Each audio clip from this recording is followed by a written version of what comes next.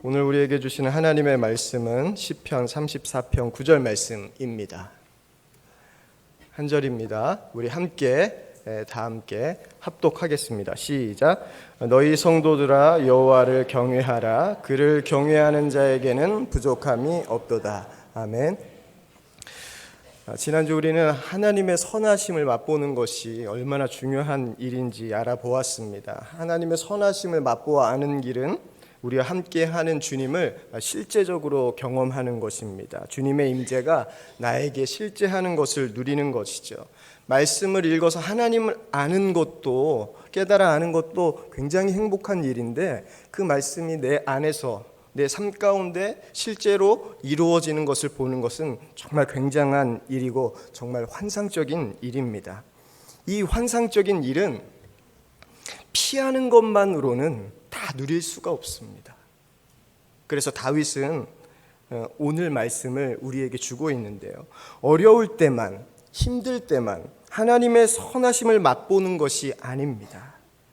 여러분 정말 하나님이 좋으신 분이신 것 맞습니까? 언제나 좋으신 분이 맞으세요? 정말 그것을 여러분들 믿으세요?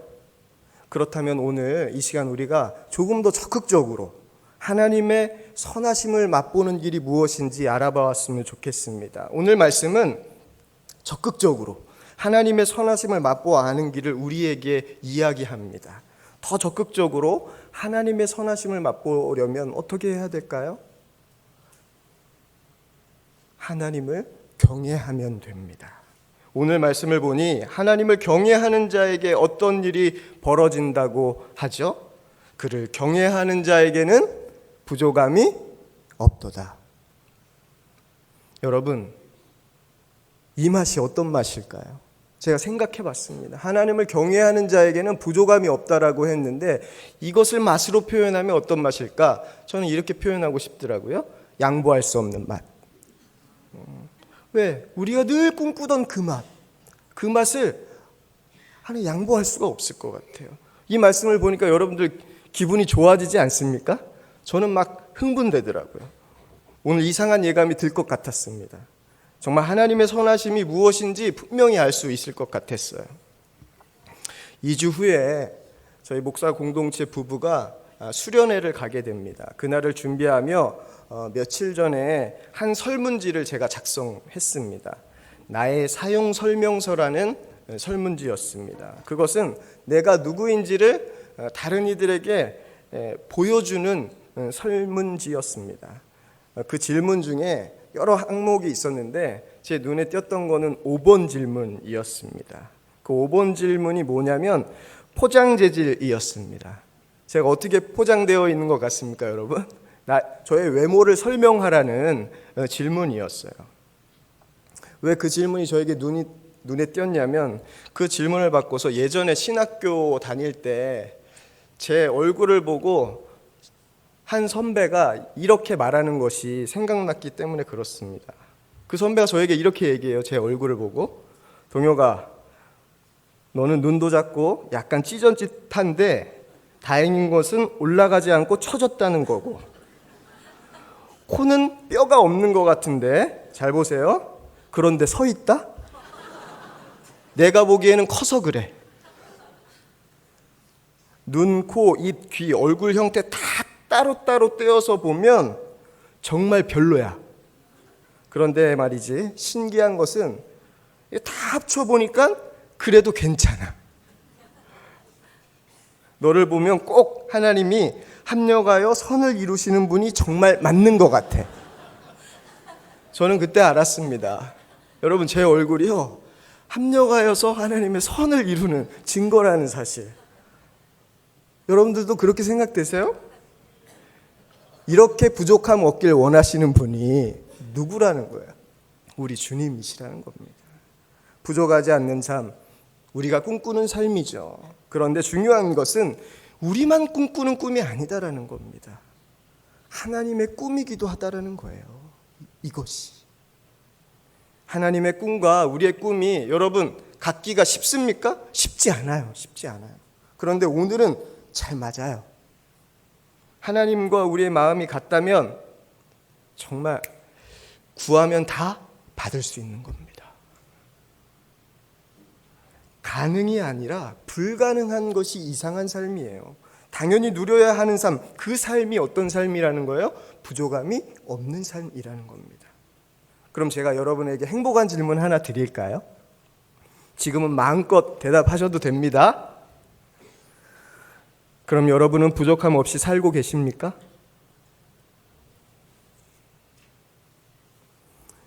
(2018년) 새해가 시작되었죠. 저는 제자 양육위원회를 담당하는 목사입니다. 작년부터 이 사역을 시작했는데요. 제자 양육위원회는 10개국이 있어요. 그 중에 10개 중에서 8개국의 국장님들이 올해 새롭게 바뀌셨습니다. 그래서 새로 바뀌신 국장님들과 인사를 하면서 제가 제일 많이 들은 인사가 있어요. 어떤 인사냐 하면, 목사님, 제가 부족합니다. 많이 도와주시고 잘 부탁드립니다. 가끔 성도님이 말씀하실 때 헷갈릴 때가 있어요. 이게 사실을 말씀하시는 건지 겸손하게 말씀하시는 건지 헷갈릴 때가 있습니다. 우리는 부족하다고 말하는 것에 익숙합니다. 왜입니까? 그것이 겸손의 표현이라고 생각하기 때문에 그렇죠. 하지만 안타깝게도 진짜 부족해서 말씀하시는 분들이 많아요. 예수를 믿어도 우리는 여전히 부족합니다. 왜 이런 일이 일어날까요? 부족함 없는 삶은 하나님도 원하시고 나도 원하는 삶인데 말이죠. 문제가 있기 때문에 그래요. 가장 근본적인 문제는 하나님을 경외하지 않기 때문에 그렇습니다. 그리고 또 하나가 있어요. 또 하나가. 부족하지 않으려는 것, 부족함이 없는 삶을 나의 삶의 목적으로 삼았기 때문에 그렇습니다. 하나님을 경외하면 자연스럽게 따라오는 것이 뭐예요? 부족함 없는 삶이에요. 하지만 우리는 하나님을 경외하는 것보다 내 삶에 부족함이 없는 것이 뭐예요? 늘 먼저였습니다. 그것에 더 목을 맸습니다.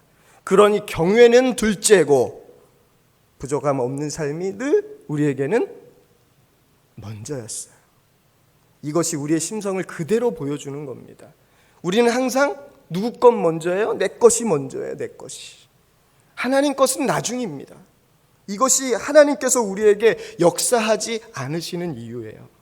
이제 우리는 잠시 부족함 없는 삶에 목매는 것을 접어두었으면 좋겠습니다. 오늘 이 시간 우리가 진짜 주목해야 할 말씀은요, 상반절에 있어요. 우리 함께 상반절 말씀, 시편 34편 9절 말씀, 저를 한번 따라하겠습니다. 시작. 너희 성도들아 여호와를 경외하라. 한 번만 더 하겠습니다. 너희 성도들아 여호와를 경외하라. 이게 하나님의 선하심을 맛보는 가장 중요한 열쇠입니다. 그렇다면 하나님을 경외하는 것 무엇일까요? 경외는요, 하나님을 향한 믿음의 태도예요. 1987년에 태어난 윌리엄 보든이라는 사람이 있습니다. 참 이분 행운아요. 억만장자에게서 태어났어요. 윌리엄이 고등학교를 마치자요, 여러분 꿈에도 들어봤을까 싶어요. 그의 부모가 이렇게 이야기합니다. 그냥 세계여행 다녀와. 그는 그 아버지의 말에 따라서 아시아, 중동 여행하던 중에 예수 그리스도를 알지 못하고 죽어가는 수많은 영혼들을 보고 충격을 받게 됩니다. 그리고 예수님을 위해 선교하는 것에 자신을 드리겠다라고 결심합니다. 그날에 그가 성경책에 이런 문장을 썼다고 해요. 남김없이 다 드리겠습니다 라는 고백을 썼어요. 그리고 그는 예일대학에 들어가게 됩니다. 그리고 한 친구와 함께 아침마다 성경을 읽고 기도하는 모임을 시작했는데, 이 윌리엄이 4학년이 되던 때에 예일대학교에서는 그런 모임이 1000개의 모임으로 커졌다고 합니다. 당시 그의 일기장에는 이렇게 기록되어져 있어요. 나에게는 노라고 말하고 예수님에게는 항상 예스라 말하겠습니다. 그것을 좀 쉽게 우리가 표현한다면 나한테는 죽고 예수로 사는 삶을 살겠습니다라고 그의 일기장에 적었다라는 거예요. 그가 예일대학 재학 중에 아버지가 돌아가시면서 그는 억만장자의 아들이 아니라 억만장자가 되었습니다. 막대한 재산을 물려받았는데 예일대학교를 졸업하고 난 이후에 그는 수백만 달러의 유산들을 다 포기하고 중국에 있는 이슬람교도의 땅으로 떠나면서 성경책 뒷장에 다시 한번 그의 마음을 적습니다. 어떻게 적냐면 이번에는 결코 돌아가지 않으리라. 그런데 아랍어를 배우고 이슬람 지역 선교를 준비하기 위해 이집트에 갔다가 척수수막염에 걸려서 한 달 뒤 25살이라는 나이로 세상을 떠나게 됩니다. 여러분, 이 윌리엄 보든의 삶이 부족함 없는 삶인 것 같습니까? 부족함 없는 삶하고는 참 거리가 먼 것 같습니다. 이런 모습 보면 회의가 들 것 같아요. 예수님을 따르기 위해 가족과 재산, 미래 다 버렸습니다. 선교하기로 결정했는데 선교지는 구경도 하지 못했어요. 그리고 죽었어요. 그런데 윌리엄 보든이 세상을 떠난 뒤에 그의 성경책 안에는 여러분들에게 말씀드렸던 남김없이 다 드립니다. 결코 후퇴하지 않겠습니다. 이 글과 함께 한 문장이 더 적혀져 있는데 어떤 문장이 적혀져 있냐면 결코 후회하지 않을 것입니다. 윌리엄 보든이 죽기 전에 고열에 시달리면서 이 시편 34편의 오늘 말씀이 여러분 아멘이 되었을까요? 마지막으로 그가 자신의 성경책에 결코 후회하지 않을 것이라고 쓴 것이 저는 이 질문의 대답이라고 생각됩니다. 윌리엄 보든이 죽었다는 소식이 전해지자 예일대학교에는 영적 부흥이 일어났어요. 수많은 사람들이 윌리엄 보든을 대신하여 내가 선교사로 헌신하겠습니다. 제가 선교사로 나아가겠습니다. 그리고 윌리엄 보든으로 인하여서 예일대학에는 수천 명에 이르는 사람들이 하나님의 사람으로 열방에 흩어지게 되었습니다. 그때만이 아니에요. 지금도 중국의 란초우에 가면 윌리엄 보든을 기억하는 사람들이 그곳에 병원을 세우고 중국의 무슬림들이 그 병원을 통해서 주님께 돌아오고 있다라고 합니다. 하나님 앞에 서 있는 하나님과 함께하고 있는 윌리엄 보든이 이 광경을 보면서 어땠을까요? 오늘 시편 34편에 나와 있는 시편의 모습, 시편에 기록된 다윗의 모습처럼 항상 하나님을 송축하고 찬양하고 그를 높이는데 여러분 34편 3절 말씀을 보면 하나님을 함께 높이자고 우리에게 다윗이 도전합니다. 그 도전이 윌리엄 보든에게 있는 것 같아요. 저는 윌리엄 보든이 그 자신의 성경이 남긴 세 문장을 보면서 경외가 바로 이거지. 경외가 이거지 하는 생각이 들었습니다. 남김없이 다 드립니다가 저는 어떻게 들려졌냐면 하나님만 사랑하는 경외, 내 모든 것을 남김없이 드릴 수 있습니다. 결코 후퇴하지 않을 것입니다라는 이 문장에서는 하나님만 두려워하게 하는 경외가 저에게는 발견이 되면서 죄와의 싸움에서 결코 타협하거나 후퇴하지 않겠습니다. 그렇게 들려져요. 그리고 결코 후회하지 않을 것입니다. 이 문장 속에서는 하나님만 따르게 하는 경외가 저에게는 다가와요. 오직 말씀만 따르며 결코 후회하지 않겠습니다. 윌리엄 보든이 이와 같은 삶을 살았던 것은 결코 그냥 된 것은 아닙니다. 그 마음에 주님을 향한 경외하는 마음이 있었기 때문에 그래요. 하지만 하나님을 경외하기 전까지 반드시 우리가 해야 할 것이 하나 있습니다. 경외하기 전 우리는 하나님의 선하심을 진짜 맛봐야 돼요. 하나님의 선하심 무엇입니까? 예수 그리스도입니다. 우리를 구원한 그 능력, 하나님의 선하심을 맛보게 하는 그 능력, 반드시 십자가를 맛봐야 해요. 십자가를 맛봐야 우리는 진정으로 하나님을 경외할 수가 있습니다. 몇 분의 목사님이 소록도를 방문했습니다. 그곳에서 사역하시는 한 노 전도사님을 통해 소록도에서 발견한 또 하나의 섬 이야기를 듣게 됩니다. 그분이 이렇게 말씀하세요. 여러분도 한번 잘 들어보시죠.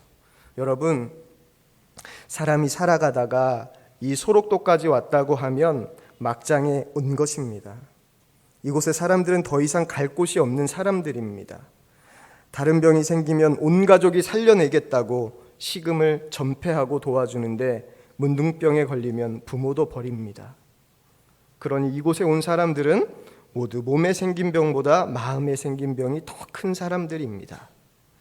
세상에는 아무도 자신을 받아주지 않는데 이곳에 와서 자신들을 아무 조건 없이 받아주는 예수님을 만나고 인생을 새로 시작한 사람들이 소록도 사람들입니다. 그런데 이 사람들이 소록도에 와서 변한 것이 아닙니다. 소록도에서 조금 더 가면 섬이 하나 더 있는데 그 섬을 다녀오고서 인생이 다 변해버렸습니다.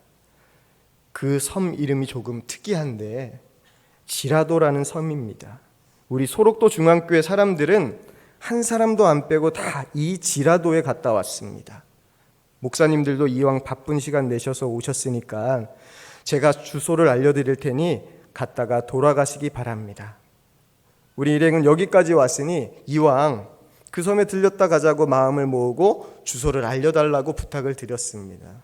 그런데 그 전도사님이 이렇게 말씀하시는 거예요. 주소는 아주 쉬운데 그 주소는 바로 하박국 3장 17절에서 18절입니다.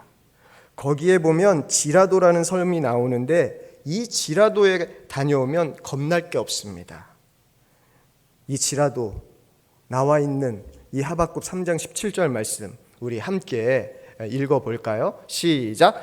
비록 무화과 나무가 무성하지 못하며 포도나무에 열매가 감람나무에 소출이 없으며 밭에 먹을 것이 없으며 우리의 양이 없으며 외양간에 소가 없을지라도. 여러분 지라도를 발견하셨나요? 여기에 지라도라는 섬이 나오죠. 이 섬에만 갔다 오면요 병이 있고 없고가 문제가 안 됩니다. 먹을 것이 있고 없고 입을 것이 많고 적고도 문제가 안 돼요. 이 섬에 다녀온 사람은 이렇게 바뀌어요. 하박국 3장 18절 말씀입니다. 우리 함께 읽어볼까요? 시작! 나는 여호와로 말미암아 즐거워하며 나의 구원의 하나님으로 말미암아 기뻐하리로다. 오늘 이 섬에 꼭 갔다가 돌아가시길 바랍니다. 저는 이야기를 들으면서 참 행복했습니다. 하나님의 선하심이 맛보아졌기 때문입니다. 지라도는 소록도에 가야만 갈 수 있는 것이 아니에요. 오늘 이 시간 우리도 갈 수 있는 섬이라는 사실입니다. 이렇게 구원을 맛본 자만이 뭐 할 수 있는 거예요? 하나님을 경외할 수 있는 거예요. 십자가를 통해 하나님의 선하심을 맛보면 우리는 성령 받습니다. 경외는 분명히 그냥 우리에게 주어지는 것 아니에요. 그렇다고 여러분 실망하지 마십시오. 어려워하지도 마세요. 왜 그러냐 하면 이 경외가 특별한 사람들에게 주어지는 것도 아니기 때문에 그렇습니다. 십자가. 오직 십자가. 그분을 내 삶의 구주로 영접하는 모든 자에게 주시는 선물이 바로 이 선물이에요. 경외입니다. 이사야는 여호와의 영을 이렇게 이야기해요. 이사야 11장 2절 말씀인데 그 위에 여호와의 영 곧 지혜와 총명의 영이요 모략과 재능의 영이요 지식과 여호와를 경외하는 영이 강림하리니. 성령을 이사야는 우리에게 어떤 영이라고 분명하게 이야기해 주죠? 하나님을 경외하는 영. 그래서 믿음이 있는 자면 예수 그리스도의 십자가가 내 안에 분명히 맛보아지고 믿어진 자이면 그 자이면 누구나 무슨 영을 받는 거예요? 하나님을 경외하는 영을 받는 거예요. 주의 영이 우리를 경외하는 것으로 이끄시는 겁니다. 이게 성령이 하는 역할이에요. 근데 성령이 하는 또 하나의 역할이 있습니다. 성령이 이끄시는 역할이 또 하나가 있는데 고린도전서 2장 10절 말씀입니다. 오직 하나님의 성령으로 이것을 우리에게 보이셨으니 성령은 모든 것 곧 하나님의 깊은 것까지도 통달하시느니라. 아멘. 우리는 하나님의 깊고 넓은 생각을 다 알 수가 없습니다. 설령 안다고 할지라도 이해할 수가 없어요. 하지만 성령님이, 우리 안에 계신 성령님이 하나님의 모든 것을 다 알 수 있게 우리를 뭐 하시는 거예요? 도와주시는 거예요. 그래서 경외는 성령님이 이끄시는 마음입니다. 예수님께서 우리에게 성령 주셔서 하나님의 마음을 알게 하신 이유가 있어요. 여러분에게 하나님의 마음을 알게 하신 이유가 있는데 그것은 바른 선택을 하기 위해서입니다. 그래서 경외가 무엇인지 여러분들 잘 알고 싶으세요? 그러면 키워드가 있습니다. 그 키워드는 바로 선택이에요. 선택. 시편 25편 12절 말씀입니다. 여호와를 경외하는 자 누구냐? 그가 택할 길을 그에게 가르치시리로다. 하나님은요, 경외하는 자에게 그가 택할 길을 가르치시는 분이시라고 이 시편 기자는 우리에게 분명하게 이야기하죠. 처음부터 아브라함이 믿음의 조상이었던 것 아닙니다. 하나님은 그를 선택하시고 한 가지 시험을 하셨어요. 아브라함의 마음을 보시기 위해서였습니다. 하나님은 아브라함의 마음을 확인하시고 이렇게 말씀하셨는데요. 창세기 22장 12절 말씀이에요. 사자가 이르시되 그 아이에게 내 손을 대지 말라. 그에게 아무 일도 하지 말라. 내가 내 아들 내 독자까지도 내게 아끼지 아니하였으니 내가 이제야 내가 하나님을 경외하는 줄을 아노라. 하나님께서 어떤 일을 아브라함에게 시험했습니까? 가장 사랑하는 독자를 바치는 일이었습니다. 그것도 산 제물로 바치는 일이었습니다. 아브라함은 선택해야 했어요. 성경을 보면 아브라함은 그 선택에요, 주저가 없었습니다. 그 말씀을 듣고 아들 죽이는 일 뭐가 급하다고 새벽같이 일어나서 떠납니다. 하나님께서 말씀하신 곳으로 가요. 이 일로 하나님은 아브라함이 자신을 경외하는 자라고 인정하셨습니다. 노아는 어떻습니까? 노아도 하나님을 경외하는 자였죠. 그가 우리에게 믿음의 사람으로 기억되는 이유가 있어요.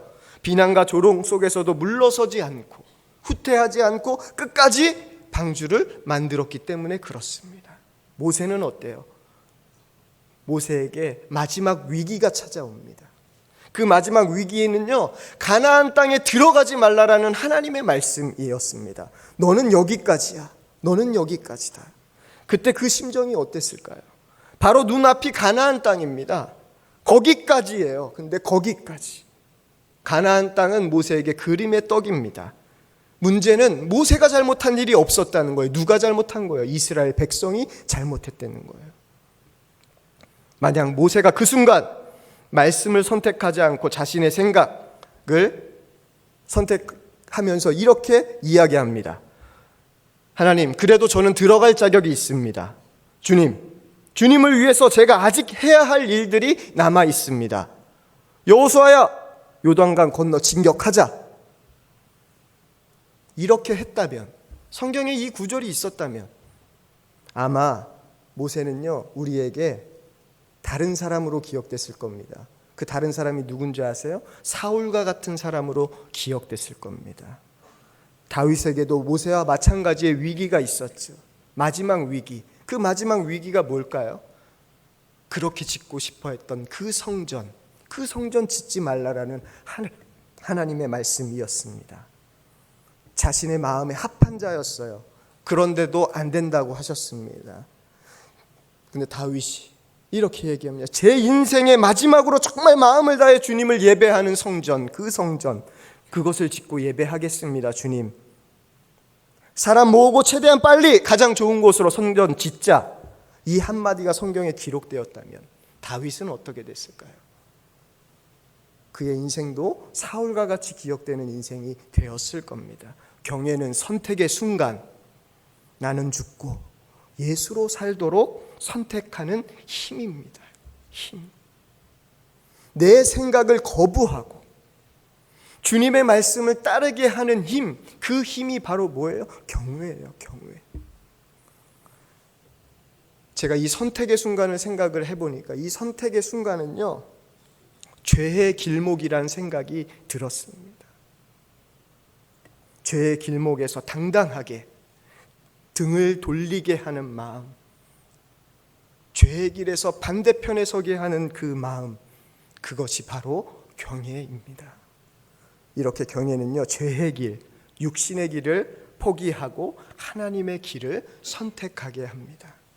이 힘이 어떻게 경외에 있을까요?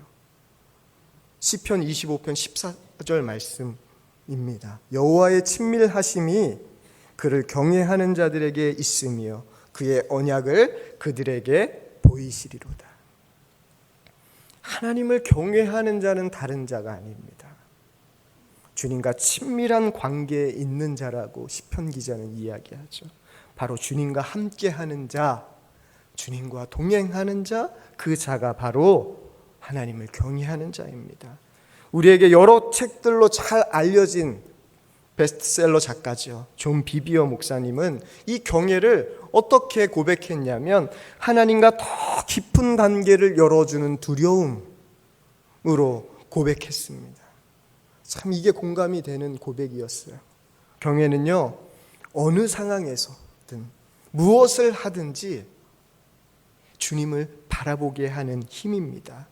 경외하는 것이 피하는 것보다 하나님의 선하심을 더 적극적으로 맛보게 하는 이유가 바로 여기에 있는 거예요. 여기에.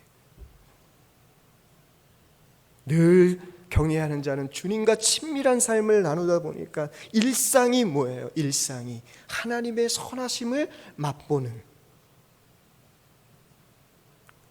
길이에요. 그게 하나님을 경외하는 자가 누리는 복입니다.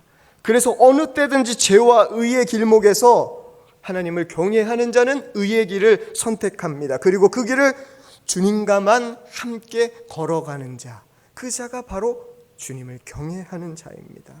시편 34편 9절 말씀입니다. 다시 한번 오늘의 말씀을 우리가 읽어봤으면 좋겠어요. 우리 한 목소리로 읽어봤으면 좋겠습니다. 시작. 너희 성도들아 여호와를 경외하라.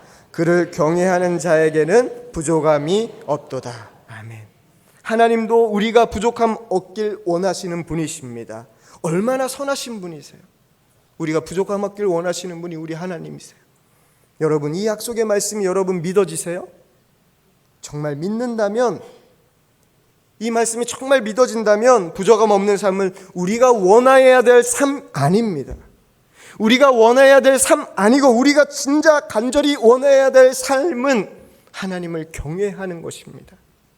부족함 없는 삶을 하지만 우리가 이용해야 할 때가 있어요.